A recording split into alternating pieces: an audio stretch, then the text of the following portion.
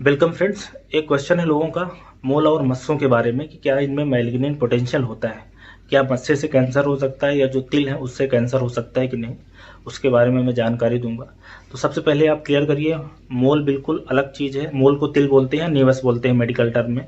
वो मिलेनिन का लीजन है, जो एक जगह पे इकट्ठे हो गए सेल मिलेनोसाइट, इसलिए होता है। तो उसमें मिलेनोसाइट है, उसका प्रोलिफरेशन होता है, वो बिल्कुल डिफरेंट लीजन है। मस्सा या वार्ट बिल्कुल अलग लीजन है। वार्ट के अलग अलग टाइप होते हैं, ये एचपीवी इन्फेक्शन के कारण होता है और शरीर के अलग अलग हिस्सों में होता है।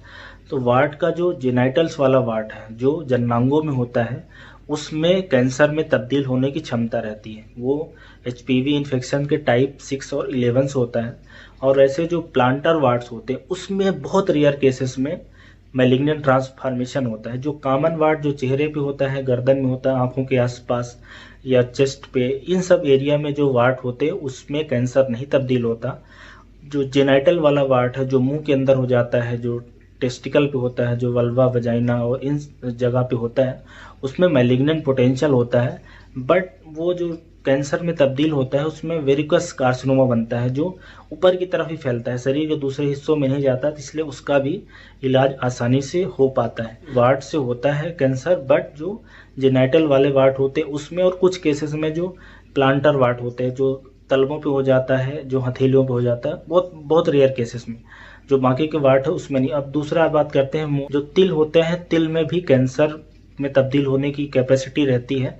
मोल के अलग अलग टाइप होते हैं, हम लोग नीवस बोलते हैं, उसमें डिस्प्लास्टिक मोल होते हैं, जंक्शनल मोल होते हैं, अलग अलग टाइप के नीवस होते हैं। उसमें कैपेसिटी रहती है मैलिग्नेंट ट्रांसफॉर्मेशन की। अब बात आती है कि अगर मैलिग्नेंट ट्रांसफॉर्मेशन की कैपेसिटी है तो क्या सारे तिल को निकलवाना चाहिए? बिल्कुल नहीं। ज़्यादातर केस में कुछ नहीं होता। अगर किसी का तिल बढ़ रहा है, साइज में बड़ा हो रहा है, उसमें नंबर बड़ा हो रहा है, या तो खुजली हो रही है, या कलर में कोई नॉर्मल चेंज है, जैसे ब्लैकिश कलर को होता है उसमें ब्राउनिश सा कलर आने लगे, रेडिश या येलोइश सा दिखने लगे, उस केसेस में फिर आपको दिखवाना चाहिए डॉक्टर्स को, क्योंकि हो सकता है कि उस केसेस में अब उसमें कन्वर्ट होने लगा। ये प्रोसेस लंबी होती है, बहुत समय लगता है, 10 15 20 साल लग सकते हैं। मोल का जो कैंसर कन्वर्ट होता है, मिलेनोमा में कन्वर्ट होता है, वो जल्दी नहीं फैलता, उसमें भी थोड़ा समय लगता है। वो शरीर के हिस्सों में फैल तो जाता है, पर थोड़े दिन बाद तो काफ़ी समय मिलता है। इसलिए अगर किसी का मोल साइज में बड़ा हो रहा है, नंबर में बड़ा हो रहा है, एबनॉर्मेलिटी उसमें कुछ आ रही है, कलर में, या खुजली हो रही है, उस केसेस में थोड़ा सा सावधान हो जाना चाहिए। तो ये बात हो गई कि मोल से भी कैंसर हो सकता है, और जो मस्सा होता है उससे भी कैंसर होता है। और स्किन की इससे मिलती जुलती और सारी बीमारियां होती हैं, इसलिए आपको डॉक्टर के पास जाना चाहिए जो स्किन रोग के विशेषज्ञ हैं।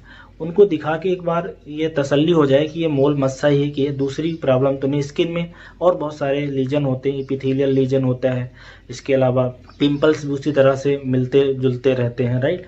और भी बहुत सारे ऐसे लीजन होते हैं, कॉर्न हो गया स्किन में, स्किन के टैग हो गए, इनसे मिलते जुलते रहते हैं। तो एक बार आपको कंफर्म हो जाए कि ये बीमारी है, और उस हिसाब से आपको फिर सावधानी रखने की जरूरत होती है। ये दोनों चीज़ों के बारे में क्लियरिटी मिल गई होगी, कैंसर होता है मोल में, मस्से में कि नहीं। Thanks for watching this video.